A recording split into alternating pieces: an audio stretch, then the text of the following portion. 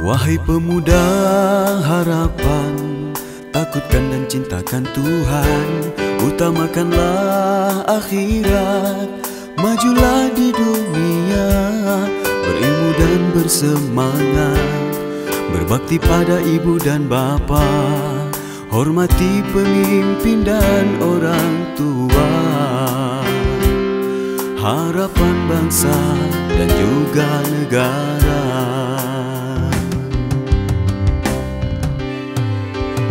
Wahai pemuda harapan, takutkan dan cintakan Tuhan, utamakanlah akhirat, majulah di dunia, berilmu dan bersemangat, berbakti pada ibu dan bapa, hormati pemimpin dan orang tua,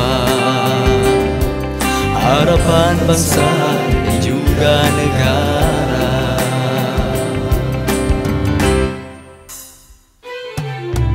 Rajin bekerja, tidak membuang masa, di waktu muda buatlah kerja yang berguna, kemajuan bangsa dan agama masa depan. Agama dijunjung, dibawa kemana-mana dalam hidup, dalam hidup. Begitulah sepatutnya pemuda harapan di dalam sikap mereka. Mereka adalah aset bangsa dan agama masa depan. Mereka pelapis bagi pemimpin bangsa yang sedia ada, agar di masa depan bangsa akan mempunyai pemimpin yang berkualitas. Agar di masa depan bangsa akan mempunyai pemimpin yang berkualitas. Wahai pemuda harapan, jauhilah gejala yang merusakkan masa depanmu. Masa depanmu dirugi, ibu bapa rugi, bangsa dan negara rugi. Masa muda hanya sekali. Jangan siakan, selepas itu kita akan tua dan akan mati.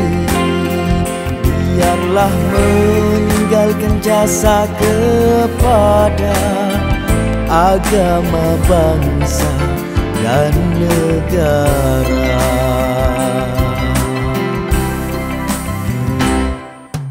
Rajin bekerja, tidak membuang masa, di waktu muda buatlah kerja yang berguna, untuk kemajuan bangsa dan agama masa depan. Agama dijunjung, dibawa kemana-mana dalam hidup, dalam hidup.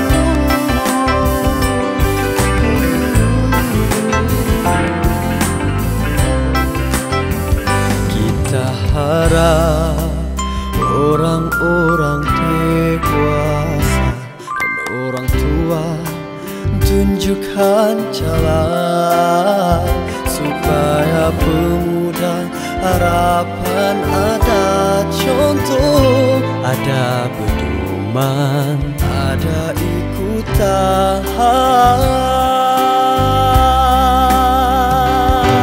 Dewasa dan juga orang tua secara langsung suri tauladan, supaya pemuda harapan masa depan benar-benar menjadi harapan, supaya